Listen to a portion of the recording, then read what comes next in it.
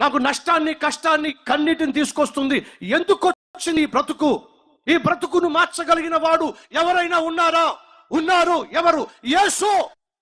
ఆ యేసు ఎవరో తెలుసుకోవాలి, యేసును కలుసుకోవాలి. ఎప్పుడైనా నీకు ఈ మనసు వచ్చిందా? ఎప్పుడైనా ఈ ప్రశ్న నీలో ఉదయించిందా?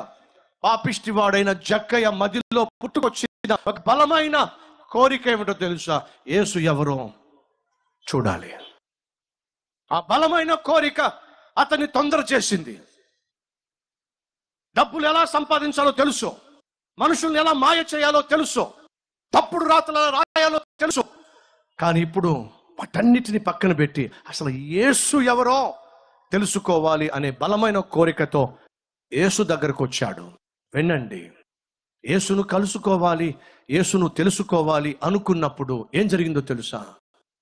యేసు చుట్టూ సొసైటీ ఉంది. యేసు చుట్టూ సొసైటీ ఉంది. ఆ సొసైటీ జక్కయ్యను యేసును కలుసుకోకుండా చేసింది.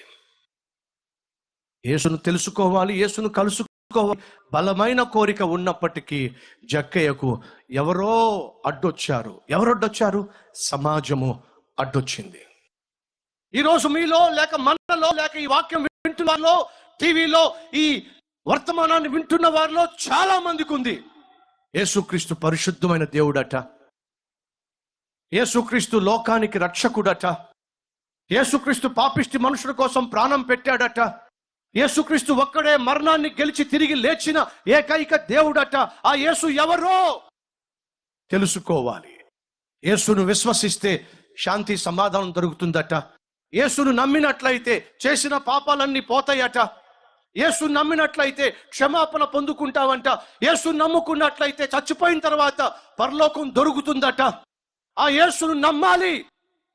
ఆశ చాలా మందికి ఉంది, కోరిక చాలా మందికి ఉంది. కానీ సొసైటీ అడ్డొస్తుంది, సమాజము అడ్డొస్తుంది, కులము అడ్డొస్తుంది, వాళ్ళ మతము అడ్డొస్తుంది, సిద్ధాంతాలు, నమ్మకాలు, మూఢనమ్మకాలు, విశ్వాసాలు అడ్డొస్తున్నాయి. కాబట్టే యేసు ఎవరో తెలుసుకోవాలి. ఆశ ఉన్నప్పటికీ ఎందుకు యేసు దగ్గరికి రాలేకపోతున్నారో తెలుసా? మా వాళ్ళు ఏమనుకుంటారో, మా బంధువులు ఏమనుకుంటారో, మా కులం వాళ్ళు ఏమనుకుంటారో, మా మతం వాళ్ళు ఏమనుకుంటారో, మా ప్రాంతం వాళ్ళు, మా స్నేహితులు ఏమనుకుంటారో. ఆనాడు జక్కయ్య యేసును కలుసుకోవాలి అని ఆశపడినప్పుడు సమాజం అడ్డొచ్చింది. ఈరోజు నీ సమాజం నీకు అడ్డొస్తుందా? నీ బంధువులు నీకు అడ్డొస్తున్నారా? దయచేసి వినండి, మా పూర్వీకులు క్రైస్తవులు కాదు, సృష్టిని పూజించిన వారే, సృష్టిని పూజించినటువంటి మా పూర్వీకులు. ఆ తరువాత ఈ సృష్టిని సృష్టించిన దేవుడు ఎవరో గుర్తించగలిగారు. అలా గుర్తించి ప్రభువుని నమ్ముకున్నాం. అలా ప్రభువుని నమ్ముకున్న పుణ్యానికి మా కులస్తులు మా కుటుంబాన్ని వెలివేశారు.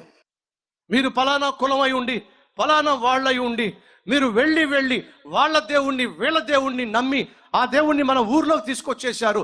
వెలివేయండి. ఆ కుటుంబాన్ని వెలివేశారు, ఊరు బయటకు తోలేశారు. కారణం తెలుసా? క్రీస్తు నమ్ముకున్నామని చెప్పి.